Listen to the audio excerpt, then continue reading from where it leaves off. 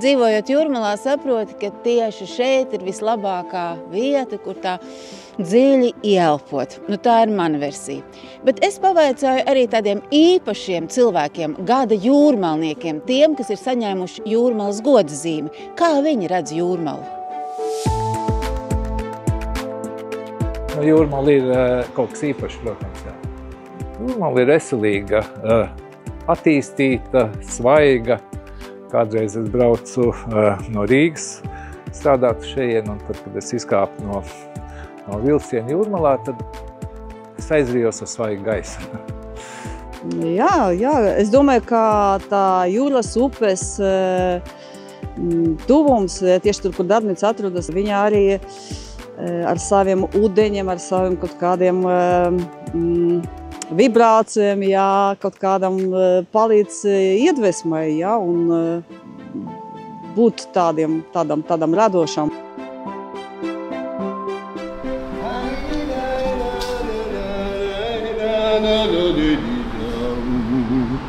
Ātri skrējošās laimes stundas un gaidu minūtes garās, bulvāri rudens liesmās un dubļaini pavasarī.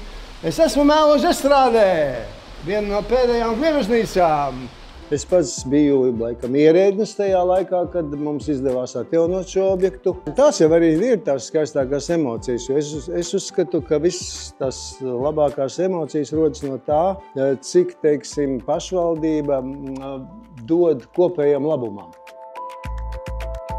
Mums vajadzētu, bet tas tiešām burvestības līmenī, bet ja mēs varētu uztaisīt lielāku skatuvi vasaras zālei, un arī lielāku skatītāju zāli, jo tagad tur ir tikai, kaut kādi 2000 cilvēku var apsēsties laikam.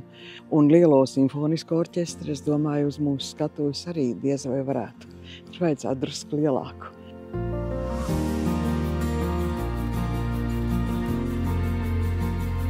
Kad jūs izējat mūsu Rīgas Jūrmalas krastā, jūs redzat jūru, jūs pagriežaties atpakaļ, jūs redzat priedes. Un aiz priedēm, šur tur virs priedēm, kad mājas gals kaut kur parādās. Kad tu, teiksim, tu aizēji no darba, aizēji no šodienas, aizēji no to, ko sabiedrība radujas, visi automobīļi un visi tā sakot trokšņi, tu esi Jūrmalā un tevi ūdens un priedes un cits nekas. Es uzskatu, ka tas ir lielākā vērtība mūsu Jūrmalai. Jūrmala varētu asociēties ar tādu elegantu kundzi gados. Mazlietiņ kā prīzu, citreiz jau vajag tā kā uzturēt šo te, vai pievērš uzmanību. Tā elegants un tas stils ar tām mežģīnēm, ar šo koku arhitektūru, ar šīm krāsām, ar sezonalitāti. Daudzus gadu desmitus atpakaļ šķiet, ka tā vien bija, ka visi jūrmalnieki ēda tikai reņģis, mences un lašus. Šobrīd šī gaume noteikti ir mainījusies, jo galā mums ir iespēja dabūt visu to labāko no visas pasaules. Taču tepat pāri kāpai vai mežā var atrast labākās sēnes, un starp citu Pumpuru, Mēlužu, Asaru un Vaivaru rajonā aug garšīgākās zemes.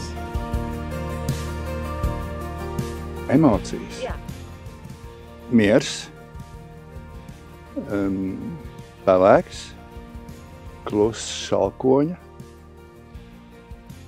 priežu smarža, atmiņas, par slēpšanos Jāņoga krūmā no klavieru skolotājas, par nākšanu pa sliedēm no skolas uz mājām ar puikām kopā, par iekrišanu grāvī ar slapjām kājām mazos gados. Un viss tās lietas, kas ir, kas veido mūsu to nākošo visu to saprašanu pa pasauli. Tās jau ir tādas vienkāršas parasti. Viņas tās vienkāršās arī tad izveido mūsu kādus, un mēs tur iznākam beigās tālāk.